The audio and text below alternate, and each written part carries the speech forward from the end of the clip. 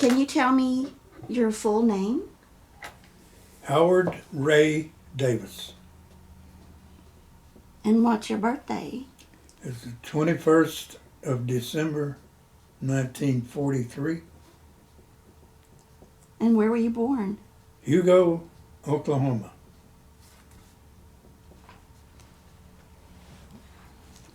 Were you born at home or in the hospital? Hospital. Where was the hospital at? Is it, I believe it's not where it is today. It was sort of southeastern of the courthouse, somewhere in that vicinity. It might have been on Jefferson or the one south of Jefferson. That's from what I can remember. and so it's been torn down now. Yeah. Yeah. Do you remember if it was one story or was it a one story or I believe it was. just one story? And you were a twin, right? Yes. You want to tell us about your twin? Well, I was born 10 minutes before he was born. And he resides in Hugo now. And obviously we're the same age. What's his full name? Russell Ray. So tell me about your parents. Who are your parents? What are their names? My mother's name is Bonnie Thomas Davis.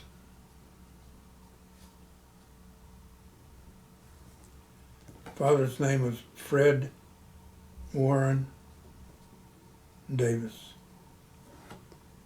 And what do you remember about them? Do you remember like what they did to support the family? My mother raised me, my twin brother, and 3 other brothers, 5 boys. And I have never seen my father. He passed away a long time ago. Okay. If I saw him, I was like 3 or 4 months old. Mm. So he had a business in Hugo. He was a bootmaker. Dealt with leather, and I understand he was pretty good. So how'd your mom support all of you kids? Oh, she had some jobs you wouldn't believe, from dishwasher to cooking. Mm-hmm. Yep. Yeah. So she just did a lot of different jobs to support you guys. Yeah, Yeah. and there was a period of time, I think she was drawing child. Some assistance. She got some kind of assistance. Yeah. Was it like Social Security or? Yeah. Mhm. I don't see how it could be anything but Social Security.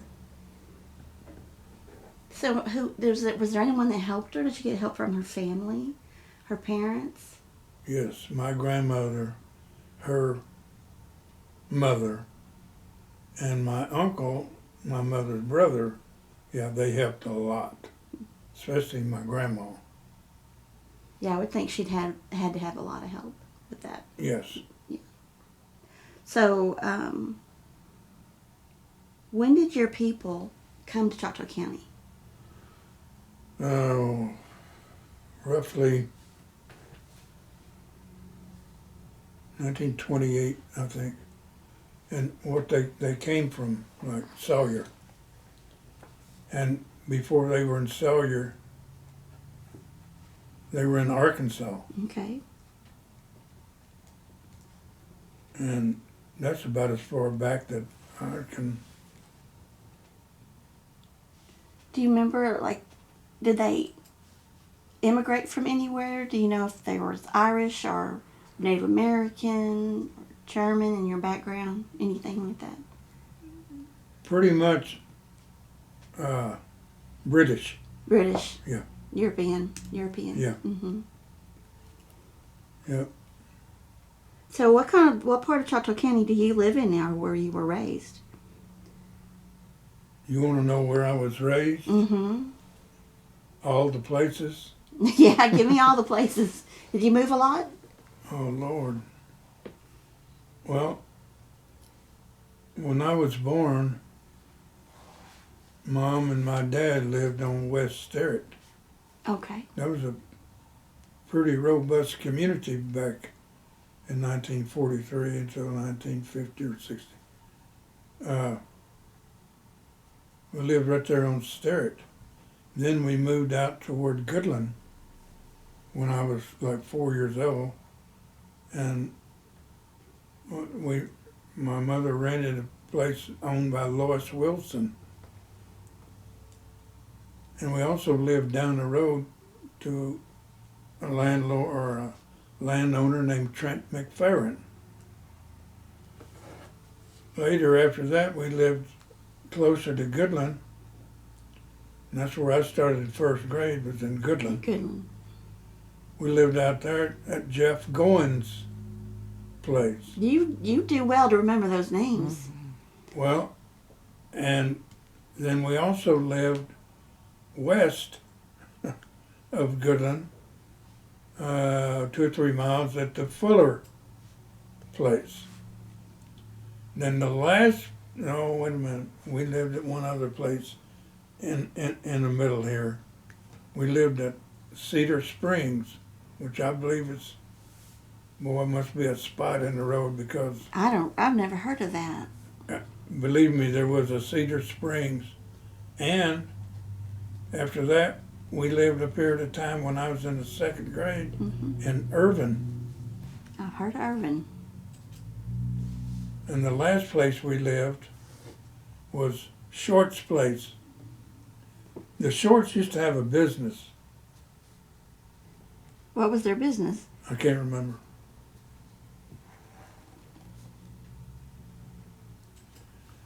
We lived at a few places, I think. So when you were a kid, what did y'all do for fun?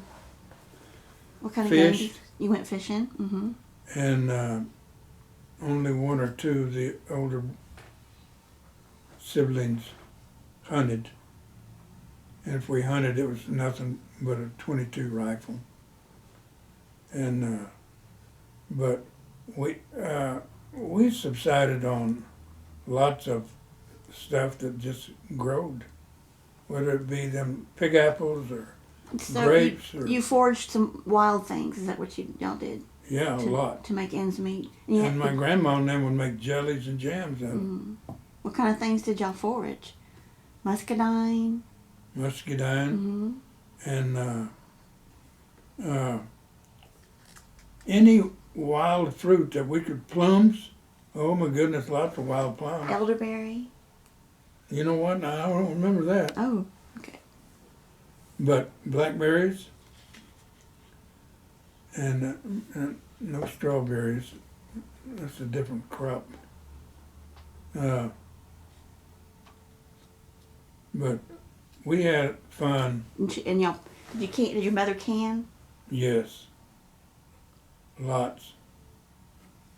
And even with pressure cooker on some of it because you have to.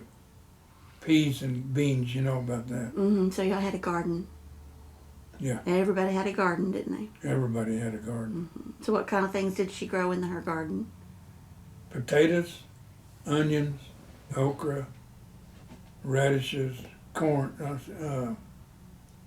just about the whole. And my grandma would get the seeds. She'd somewhere. save the seeds. Yeah. They did a lot of candy. And it was very good eating. We had not every place that I've been talking about, but at least 2 places we had a cow. We had a milk cow. So we had milk and we had butter. And that was a big help. And we had chickens.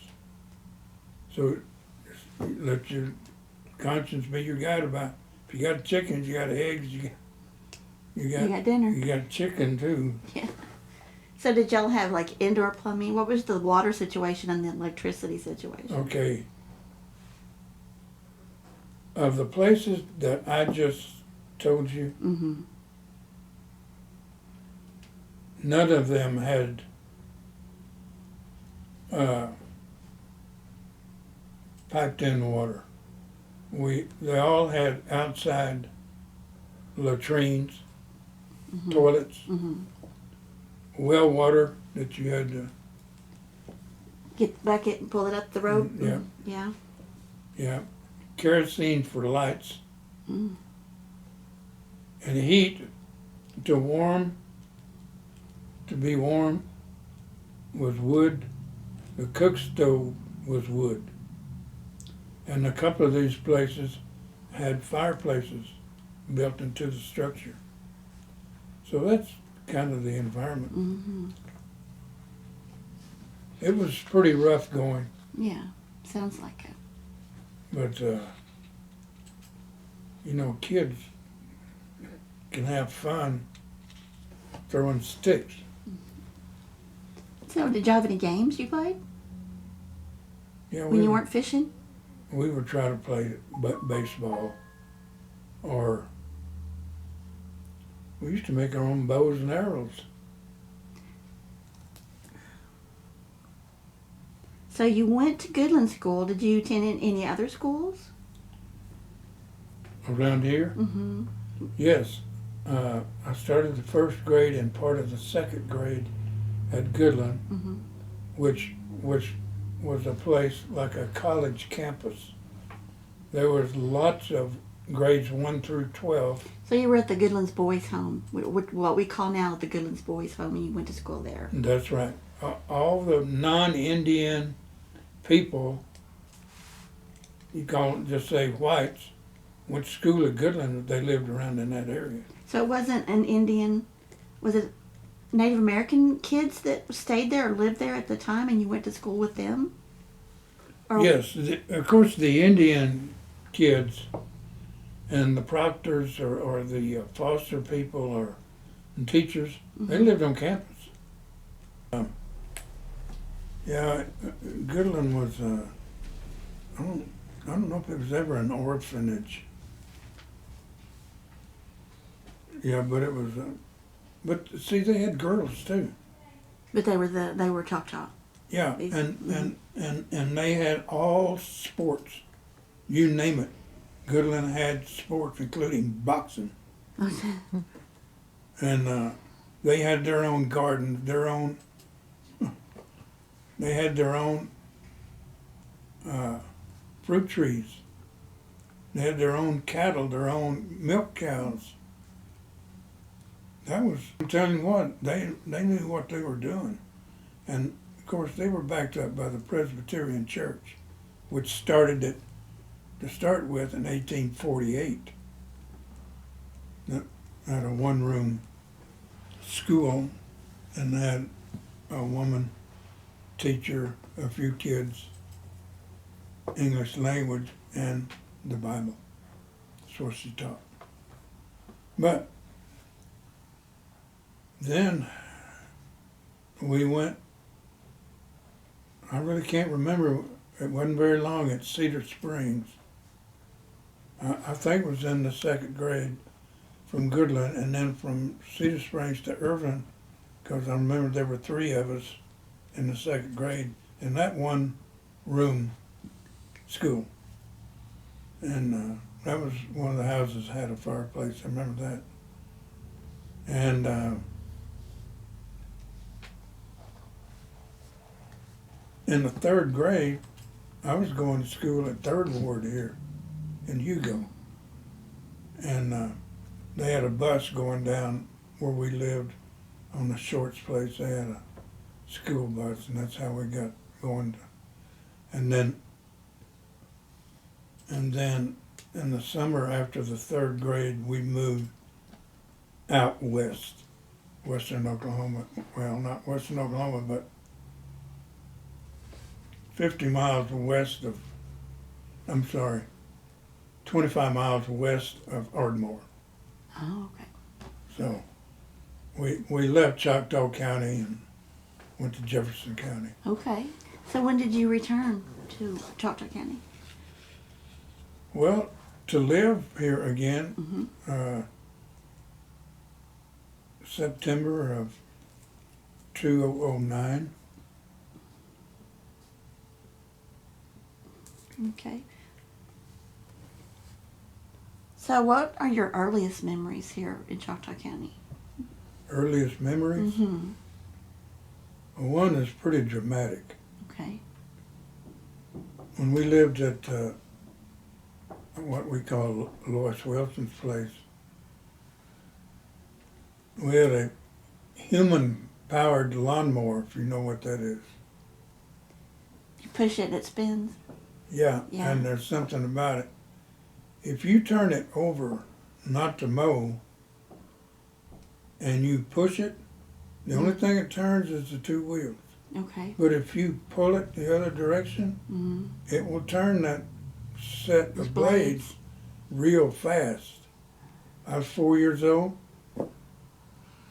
My next oldest brother, we were playing with the lawnmower, and I wanted to do something with it, and he wouldn't let me because, you know, get away, kid. Mm-hmm. And I went down there to push it, and got that. Lost a finger. And I remember that like it's yesterday. Wow, I bet you did. It only cut like a quarter of an inch off. I still got the joint there. And it just fell off on the ground? The tip of it, or was it mangled up? No, it fell off on the Oh, ground. wow. I bet that freaked everybody out. And you freaked your mama out, didn't it? well, I freaked out, and I've been told this 1,000 times. Mom got me up there up the hill there to the house. We were out on the dirt road doing this, and she had a pint jar with some kerosene, and she put my finger in there. That was a remedy back then. Did that To burn? stop. Didn't that burn? Well, a little bit. I was. They said that I was a fanatic. I was screaming, yelling, crying, bawling, and And that stopped the bleeding? not so much. It prevents infection. Okay. And my mother saw how I was acting and just slapped the snot out of me. And I just shook. Did that fix it? It did. And my oldest brother ran down dirt road and on down another road, and there were some people that had an automobile. We didn't. And they come up there and they took me to Hugo Hospital and they fixed me up. Sewed it up. Wow. So that was. So what was your question again? Any childhood memories? Or your earliest memory, or any other childhood I can memories? remember the first day of school in the first grade. Did you walk or you rode the bus? Oh, we walked. You walked with your older sibling, your older brothers would walk Yeah, with you? and other white kids around. There was only certain places out there that had buses that went to Hugo. If you was going to Goodland, there were no buses. So how far did you have to walk? 2.5 miles, Wow. which was, That's a lot, especially if you're little. that was nothing. There was nothing to have to walk that far. You were just- No. yeah. What I worried about was stubbing my toe walking down them dirt roads. Barefooted? Yeah. You were barefooted? You didn't Yeah. have shoes? Oh my. No, wait a minute. Yeah, we had shoes. Okay, you. But only during the school year. Okay. In the summer, we didn't. Wow. We had some tough feet. Mm-hmm. Sounds like it. We lived pretty rough, I'll say that, but I mean, I can remember seeing a couple of families that lived like a mile or two from where we lived. They were worse off than we were. And as a youngster, I could tell that. Mm. But we had pretty rough in it. But a lot of people had it rough, Yeah. It just made you tough, didn't it? in a way, yeah. You survived. It was survival. Yeah, and I think I had a good parent. My mom was a jewel, and my grandma was, you know, a jewel. Did she ever remarry? Your mom? Yes, She did. and that lasted 6 months.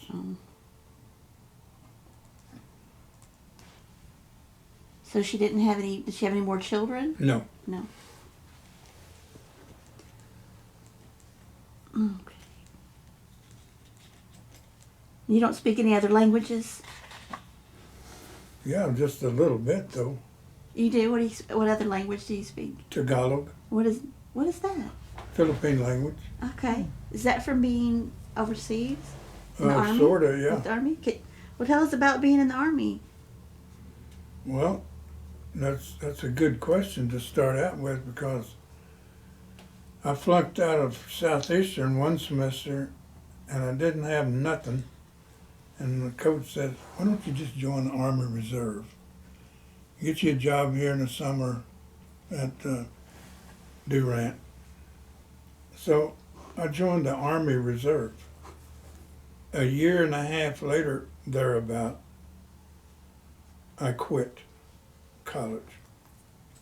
Went to Dallas and I'd heard that I could do something. 3 of my brothers had already been in the Navy.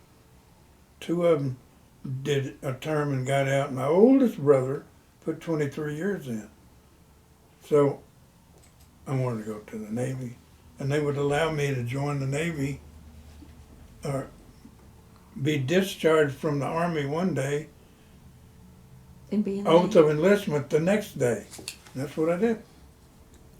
So I joined the Navy and spent 22 and a half years. So you were a career man. Career. So what were you going to college for?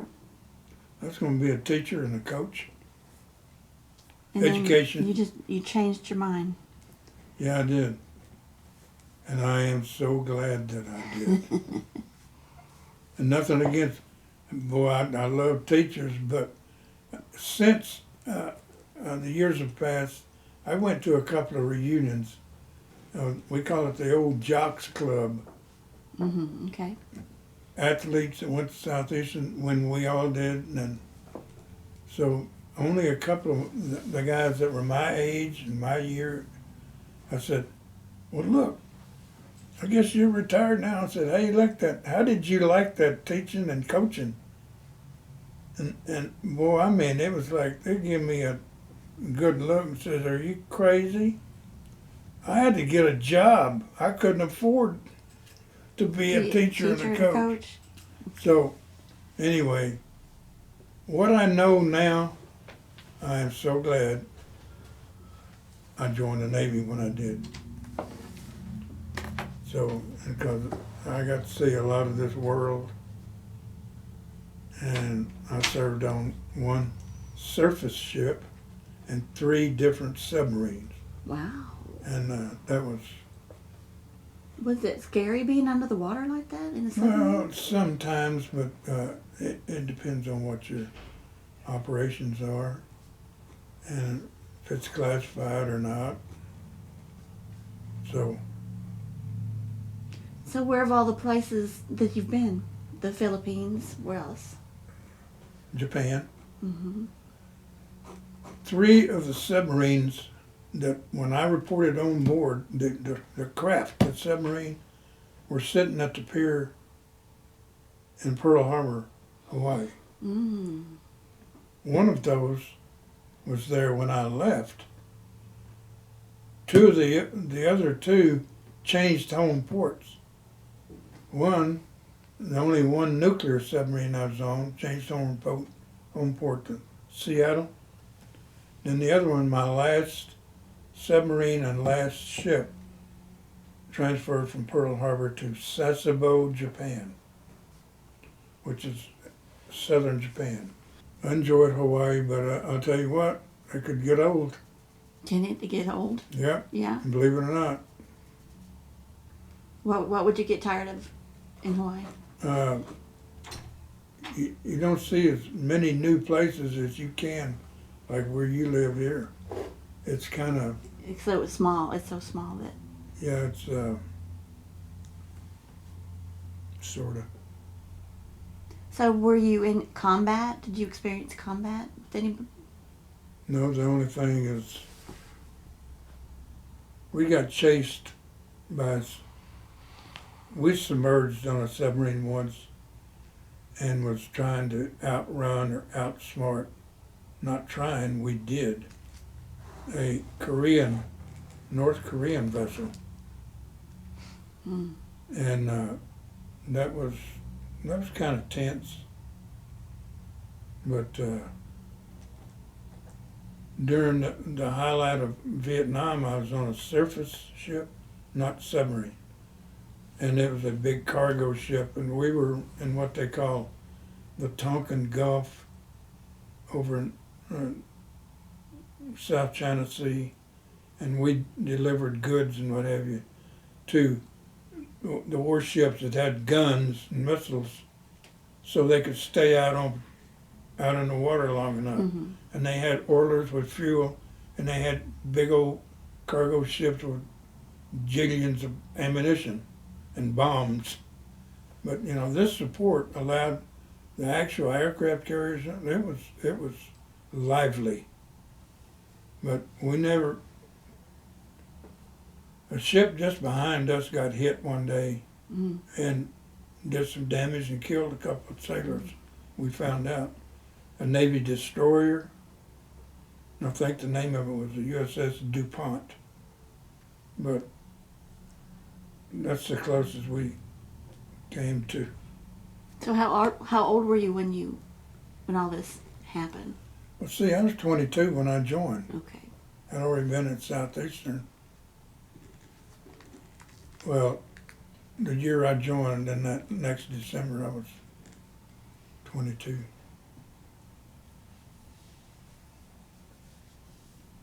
Yeah, most of my life, the way I see it, was in the Navy. And I got other places. I served a year in Cuba, Oh, okay. and that's before I got into submarines and what have you. And that was just 1 year. And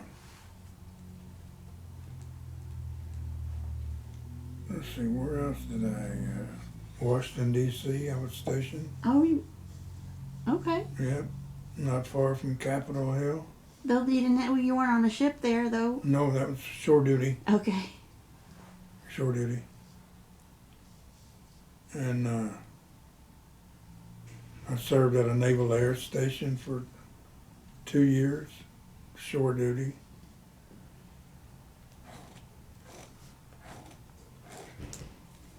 That was pretty varied duty. They moved you around a lot, didn't they? Yeah, I enjoyed that. And then when you retired, you came back to Choctaw County. Is that right? No, No. I came back to Dallas, Texas, where Okay. I had lived. Well, wherever my mother was, we moved from Ryan, Oklahoma, where I graduated from high school, moved to Dallas in the summer of '62. And lived there the rest of my mom's life. Okay. And of course, most of the time after that, I was at Southeastern or in the Navy. So what brought you back to Choctaw County? And now you and your brother both live here, right? In Choctaw County. He lived everywhere I'm saying. He went with you everywhere when you. Oh. He was in the Navy with Oh, you. no, I'm talking about around here. Oh, okay. No. What'd you ask me? When did y'all come back to Choctaw County? Because I know that you and your brother live in Choctaw County now. Now. So when did okay, y'all come back? Russell came back. I don't know the date, but he's been up here, I think, like 22 years. I moved back September of 2009. Oh, okay. And do y'all live together, or you No, live on the same property? I came up here and found this place I could rent. Mm-hmm. I wanted to rent a place around Goodland's what I wanted. Mm-hmm. There's not any places. To rent. So you just wanted to come home. Goodland was like home for you? Yeah, the area. Yeah. Yep. Nostalgia got me. So, but you're in Ballsville now. Yeah, because I found a temporary place to rent. I'm still there temporarily after, what, All this 17 time? years?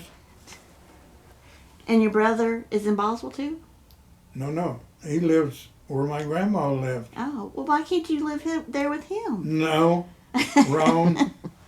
That wouldn't work, huh? No, Ah, and that's where my uncle lives. My uncle's kind of a celebrity here once. really? Well, tell us about your uncle, His name was Tony Thomas. Tony Thomas. He was an excellent fiddler. Like bluegrass? Did He played with Bluegrass Bill. What's the singer that's famous in Hugo?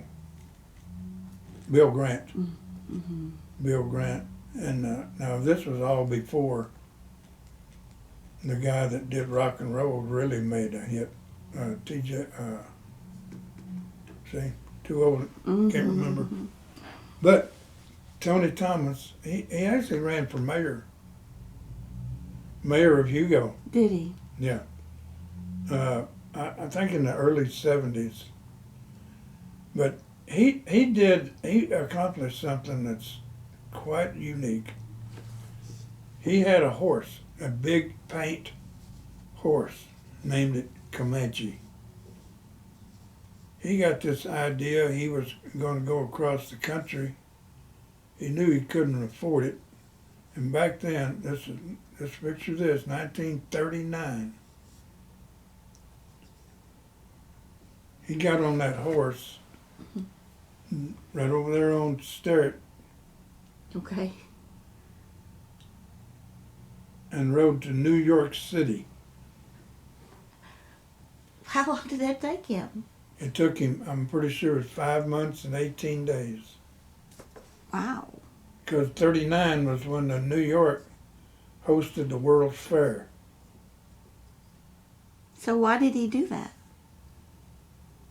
I think he just wanted to and see if he could do it and see if he could play his fiddle on the way and collect, somebody put a few coins in his hat. That would help him pay for the trip. And beyond that, I'm not sure why he did it. Now, he did make enough money to take a train all the way back, and I think even back to Hugo. Wow. And what From- year did you say that was? 1939. Wow. Now, the World's Fair was in New York City. So did he go to the World's Fair when he got up there? I'm sure he did. He never talked much about the fair, but I'll tell you what, he went through Washington, D.C., and he has a picture of him sitting on the paint. You know what a horse, a paint, Mm-hmm. got spots. You know? Mm-hmm. And he got that cowboy hat on. And he knew how to work a rope. He could start doing a rope around a big loop. And they got a picture of him in the Capitol of the United States in the background. Wow. It's fantastic. Did he do rodeos or anything? Yeah, he did. Was he like a trick rider or a trick roper? He might have done of this, yeah, whether it was a trick or not, I don't know. But he was a very good musician. Wow. He later in the years had a music shop. Oh, did he really? I remember there was a music shop down there. You know where the bank is? Mm-hmm. Right across the street. I remember that. Melody Music Shop. Yes. That was his. He made fiddles. Wow. He was a genius. I bet there's a lot of articles about him. You ought to see the stuff that railroads got on him. I ain't kidding you. The railroad has on him? Yeah, the historical. Oh, the depot has a bunch The of stuff. museum. The depot museum. Okay. Yeah, yeah. I'm going to add something that I think is, I like it. He had what you call a byword when he was running for mayor, and it was kind of a joke to a lot of people that he was running for mayor, but if you read what he thought about the whole thing, you'd see it was different. Mm-hmm. He actually thought he could be a good mayor. Mm-hmm. He had a card, like a lot of politicians or business people. Here's my card. He had a card, Mm-hmm. and down at the bottom, 2 words: reasonably honest. I just think that is cute. That was his byword. That's funny. Tony Thomas. He got wounded in World War II in combat. What happened to him? I think he got a bunch of shrapnel during the Battle of the Bulge. And he was only over there like 4 months and got sent home. Mm-hmm. And from what I could understand, I do remember I'm real little. If he came back in early 45. The war ended in Europe in April of 45. But he was a basket case. Oh, was he? Mentally? Yeah, I mean, going to my grandma's from all those places I've been telling you about around Girdland. Mm-hmm. Oh, we walked through the woods. Walked through the woods to go to grandma's. Because there it ends. Down there, I think it's the county line. So he had a lot of mental health issues after being in that. It was not mental health like I would describe it. It was like PTSD. Yeah, maybe, and we were told time and time again, do not make noises, because our Uncle Tony would be sitting out in the yard when the weather was real nice, Mm-hmm. and he would just be looking out at that horse, maybe. And that horse lived till the horse was 29 years old, Comanche. But, we were scared to death of him, those kids, our uncle. We did not want to make him mad. And he would just sit out there and just look. He got over it. He got over it. Yeah, he got over that. He didn't have to be hospitalized or No. seek treatment or anything. Not for that, no. He died at the VA hospital in Dallas, in the area where you'd probably call it assisted living, Mm-hmm. of colon cancer.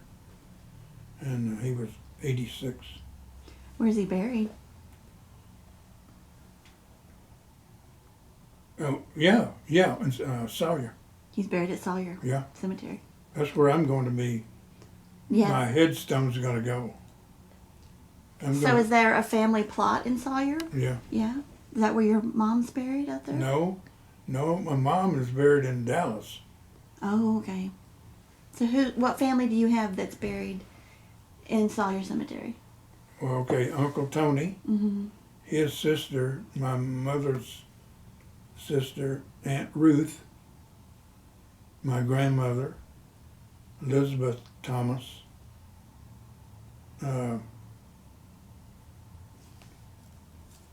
I guess that's it. And I've already got us. You know the conditions of being buried at Sawyer? Mm-mm. If you have relatives buried in Sawyer, you don't have to pay for the digging or the cover up. You don't have to buy a plot. Oh, really? Yeah. But if you're an outsider, you got to pay. Yeah, if you don't have any relatives Yeah. there. But the only thing, the funeral home I've already got arranged Mm-hmm. is going to get a headstone, and because it will have some things about my military service. Mm-hmm. And just a basic born, died, and her name, and it'll be put in a place down there by those names. It'll be, in fact, brother just older than me, him and his wife are going to be buried there. He's from up here, obviously. All the stories I've been telling, except later on Navy and all that. No, they were in the Navy when I was at Southeastern. But they're going to be buried in Sawyer. So Tony was your mother's brother? Uncle Yeah, Tony? uncle. Yeah. Uncle Okay. Tony. They were really close. So did you ever get married? Were you ever married? No, I officially no. But you had a love. You had somebody in your life. Especially one. Mm-hmm. Especially one, and we broke up, but not because we had a spat, nothing like that. It was like we're intelligent to know this ain't gonna work. Mm. Well, I can understand that. So no children? No. And she was a school teacher. Oh, how did? Oh, she was a school teacher. Yep. So, how old were you then? Well, she was 26 and I was 28. I met her on the beach in Hawaii. Was she Hawaiian? No. No. She lived in Deer Park, New York, which is on the southern shore of Long Island. If you know what it is. Yeah. Oh, New York City's all right here, and then you go east, you go out on Long Island. Rich That's where she people was live from. on the north side. So Regular people. why was she in Hawaii? She part of the Vacation. military. She was on vacation. And you were there because you were a soldier there I was in the Navy there. in the Navy.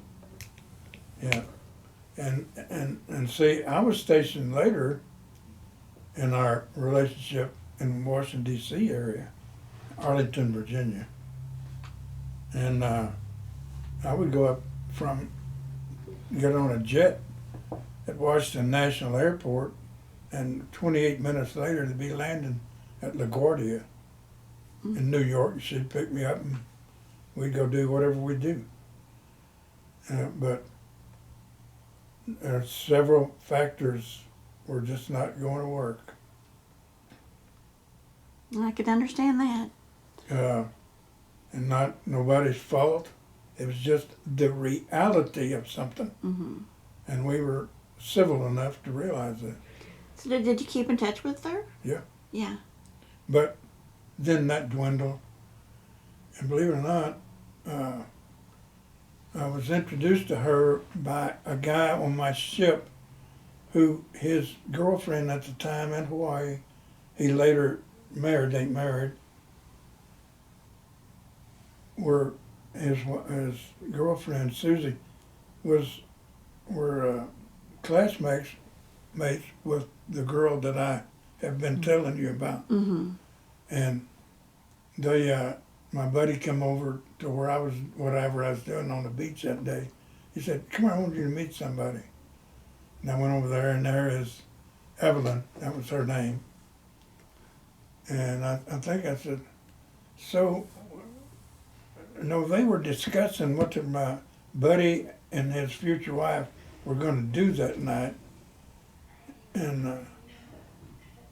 I looked at Evelyn and I said, "Well, what are you going to do?" She said, "I'm probably going to go to where they're going with you." And that was it. She already knew, did she? Well, I did too. Well, She was a darling. Sounds like it. That's a nice story. Well, it's he's still alive. My buddy, Mm-hmm. he was a shipmate, and his wife Susie, he told me she died of cancer. And I asked him at one time, boy, it's been like 14, 15 years ago. I said, "Do you ever hear from Evelyn?" Or really, it was before his wife died. I said, "Did Susie hear from Evelyn?" Because I know Evelyn was living up on Long Island, New York, and my buddy, they were living down in Virginia. Mm-hmm. He told me, he said, "You know, I got some news for you. Evelyn got married, and she married a millionaire who has a publishing company downtown New York City. I mean, and there's probably dozens of that type of business." And I said, "Well, good for her." I would have never, You wouldn't have been able to match that, huh? no, but That's the reason I talk about her is that was the most serious that we were going to get married until these things come up. Okay. Well, you said your dad died when you were very, very young. What did he die of? No, Was he? no. He got caught with my mom's sister. Right Okay. here. Right here in Hugo. Mm-hmm. And that's when I'm like a few months old, from what I So can. he didn't die. He was gone. Yeah, because this grandma I've been telling you about, Mm-hmm. she went to see him with a shotgun and told him, tomorrow morning, don't let your ass be anywhere near Hugo. Mm. He took off and never came back. And you never heard from him. I corresponded with him a couple of times when he went to Clovis, New Mexico, and then later up in Billings, Montana. I corresponded with him because we got his address, but I never made an attempt to see him. I mean, I didn't know him. Mm-hmm. That's quite a story. So, do you remember JFK assassination when he was assassinated and what that felt like? And Yes, I was at Southeastern, and if you'll remember, it was between 12 and 1 o'clock in the afternoon, I believe, when the event actually happened. Because I remember seeing Walter Cronkite told on CBS, CBS News that,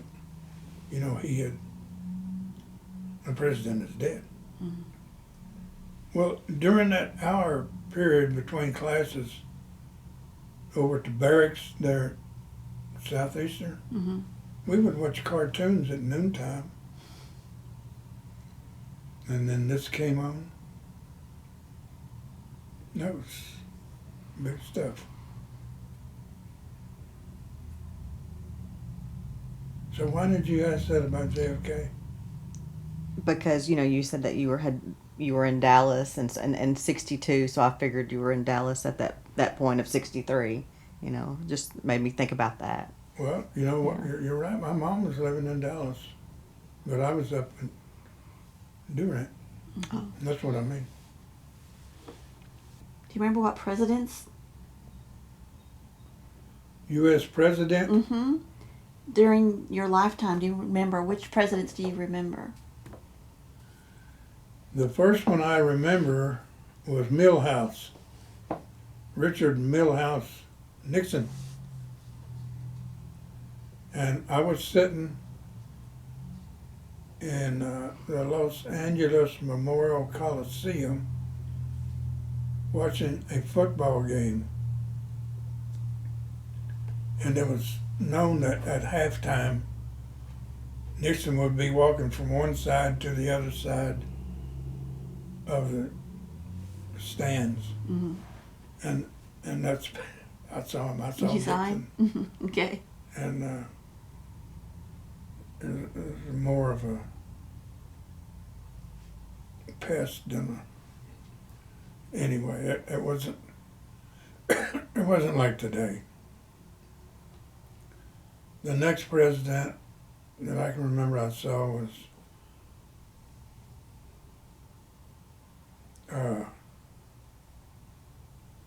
no, I started to say Gerald Ford. He was just in his limousine, sitting back there. So that's almost like I didn't even see him. I'm trying to remember who was it, because it was when I was in Washington D.C.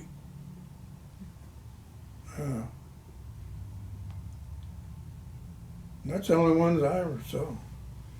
So who was presidents during your lifetime? Well, starting out Mm-hmm. was FDR, Okay. and after that was Harry Truman. And after that was not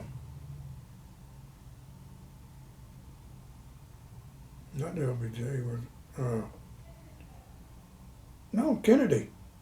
Mm-hmm. Kennedy, and then LBJ, of course, took over that day of the assassination in Dallas, and then on the plane that had Kennedy's body in it going back. Then the next would have been Nixon, Ford, Carter. And then I have to study about the more modern A ones. bunch of them, huh? Yeah. What was your rank in the Navy? I was when I retired. Mm-hmm. When I retired in April of '87 from the Navy, I was a senior chief petty officer. Okay. And my job was, in historical words, the oldest rating in the U.S. Navy, which is a yeoman. Okay. What is that? What does a yeoman do? Let me explain this first. Okay. You ever hear people say, or hear people saying, "Oh, that girl, she did a yeoman's job on this, doing this, doing this." That's a description, Okay. but a yeoman was administrative. So if you did a yeoman job, you did a good job? Did I do a good No, job? if you say that woman did a yeoman job, No, oh, that's, she was doing an administrative job. no. Okay. No, yeoman means a guy could be a welder and he did a yeoman's job at that welding. Mm-hmm. Does that mean it was Yeoman means is a descriptive of being good good? job. Okay. Okay. Short, and the short, I was a YN. I miss it today. I miss it. Do you? Hmm. So what significant historical events happened during your lifetime? We had the shooting of John F. Kennedy. What else has happened in your lifetime? That was Gosh. Vietnam going on. And it's like one day, just for a matter of like 10 or 12 hours, we pulled into Da Nang. Maybe you've heard of it. mm-hmm. It's a coastal city in Vietnam. And that was a big deal. And then, good grief, later on, when you get out of the war zone, I'm talking about at sea, they still call it the war zone, whether he's getting shot at or not. We went to southern Taiwan and then on up to Hong Kong. Or we'd go south to Singapore, Malaysia, Philippines, Okinawa, Japan. And So were you mostly on the ship, or did you get off and? okay, when I talked about Arlington, Cuba, Pacific Bay, those were not on the ship. Those were ashore. Okay. Washington D.C. area. But like when you were in Hong Kong, did you get off the ship, or you were just in the port on your? No, the ship pulled in and anchored, and we would take small boats into the pier, and believe it or not, do some shopping. Okay. Not necessarily just hit the beer joints, although that was going to be coming up. I can tell you that. But you weren't just stationed on the ship. You actually got to get out there and look at those different countries. Oh yeah. Even and Korea and Taiwan and Hong Kong. Mm-hmm. Went to Hong Kong 3 times. Mm-hmm. It's so much differences in things than what we're used to. You know, Mm-hmm. the language. what's his name? Say it again. Danny. Danny. Damn, my memory's terrible. He knew what Tagalog was. He knew that was Philippine language. Yeah, he's a teacher. He He's a teaches what? teacher, geography, Oh, Social- well, social studies, let history. me tell you something funny to me. Okay? I was at Home Depot over in Paris, and I saw this, they got people, she got that Orange apron on, Mm-hmm. whatever. So, and I saw this woman, and I was looking at her features, and I says, that woman is a Filipina. If you're a female, it's Filipina. If you're male, Filipino. Mm-hmm. I said, we'll go for it. I mean, just, I want you to have fun. I said, okay, I will, Steph. I went up to her and she said, oh, how are you today? And I said, well, I can pack along. Boy, she looked at me. Oh, you know Tagalog. And I said, well, I can pack along. You can speak a little. Means none of your business. Oh, really? Yeah, Okay. that's what that means.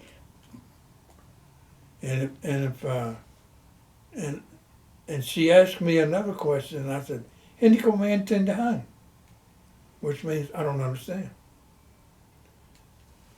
I've forgotten more than I can remember. Yeah. Yeah, I had fun. It was fun.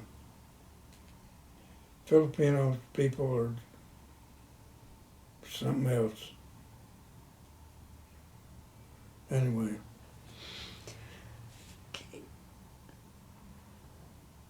So, what do you think that people that are not from Choctaw County would like to know? What would you like other people to know about Choctaw County? Oh, one, I think it's a beautiful place as far as forestry pastures. Like a lot of places in Oklahoma, we need road work, street work, especially like Hugo Durant. You know about that, I'm sure.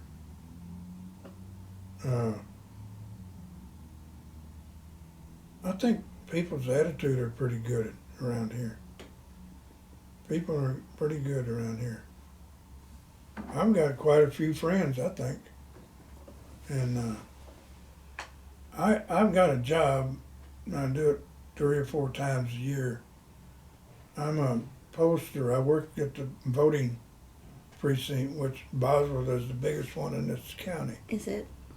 Yeah, and I work there with 2 other people, and in Boswell it's two women.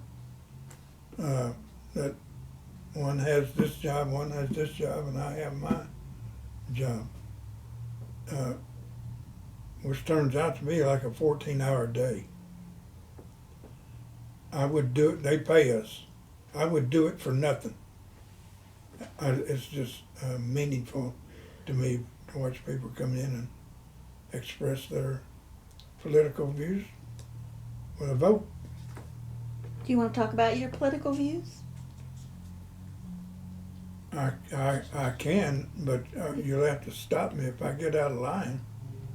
Well, who's to say if you're out of line? Well, if I'm a Democrat, there's a certain there's something political that I wonder why it's not being talked about, or it don't seem like it's being talked about. And believe it or not, voter payments going to prospective congressmen or what have you. What do you call it?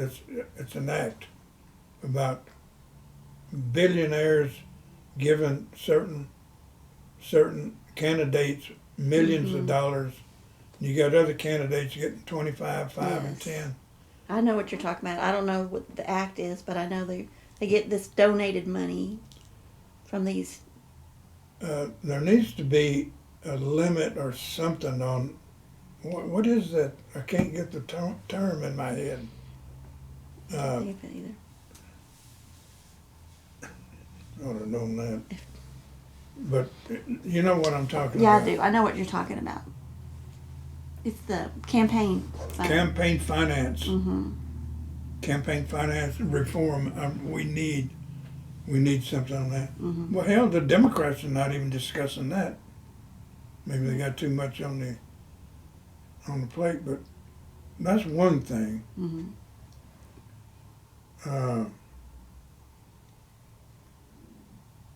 Now I know this county used to be a blue county many years ago. Is that right? When I was young, Raymond Gary was in office. Raymond Gary Mm-hmm. was the governor.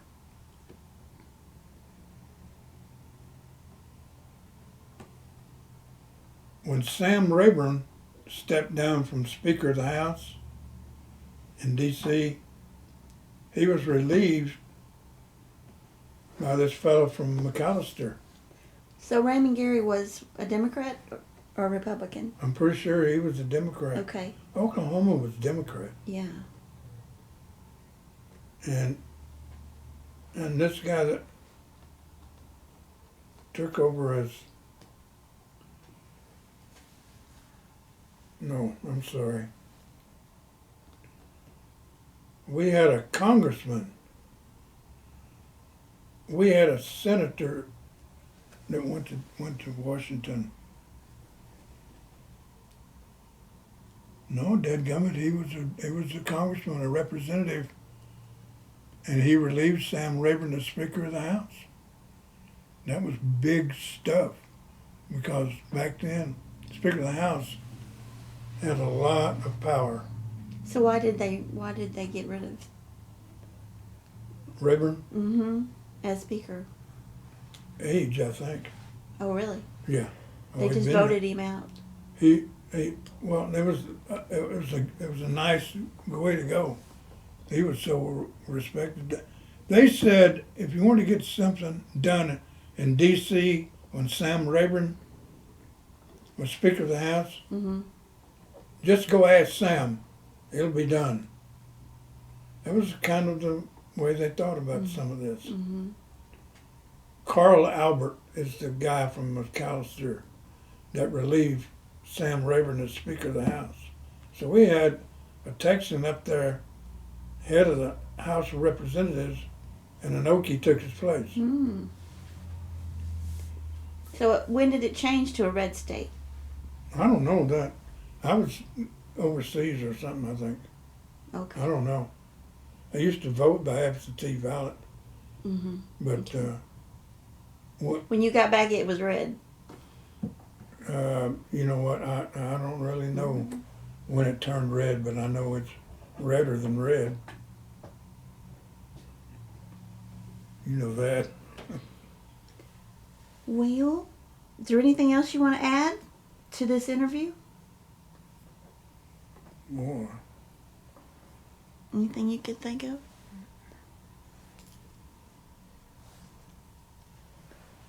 I think we're done.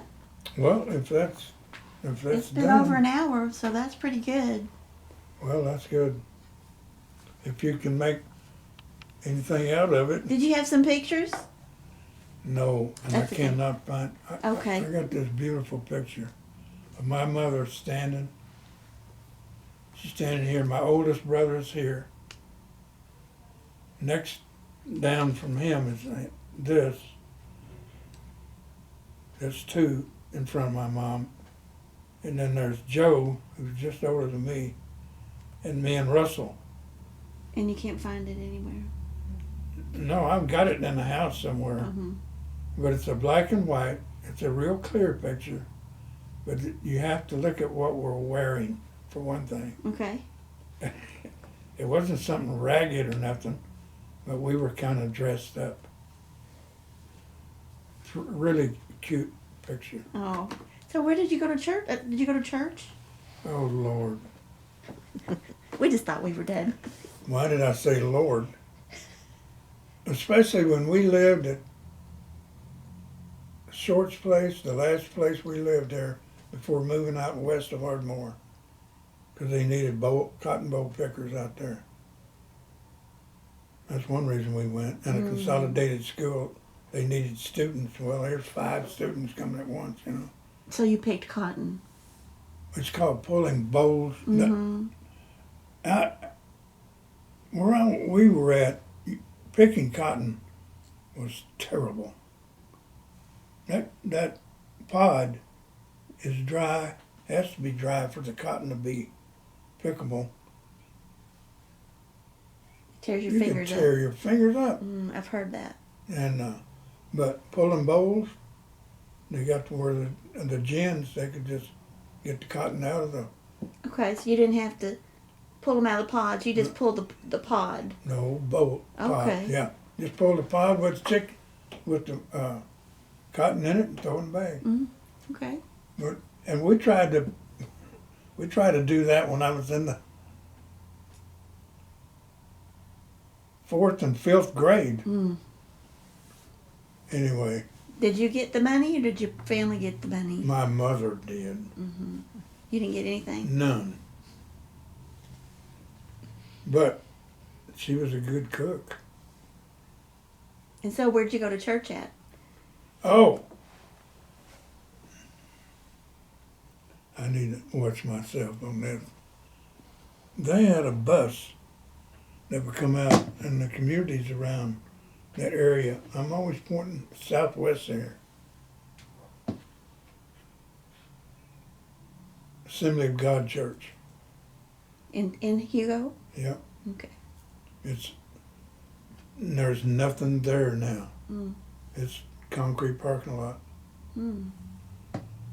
And I was very young, and we did not like to go there, us kids, because especially, you know, the things they do in Assembly of God Church. You ever heard of talking in tongues? I've heard of talking in tongues. Have you heard of like doing a Saint Vitus dance?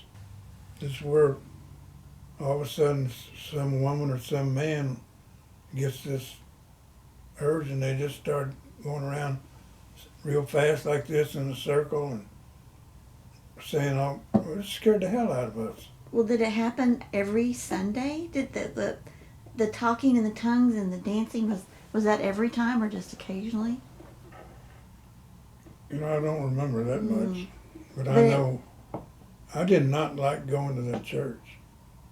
Did your mother talk in tongues or do the dancing? Mother? Yes. No. Your family? No. Just other people? Yeah, and a couple of people we knew, but you know, you don't talk about that. Outside the church. And we would, we all hurry up, we want to go. Get this over with.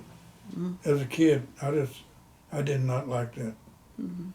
And really, for the most part of my bringing up, I wasn't associated with the church. I consider myself a Christian, but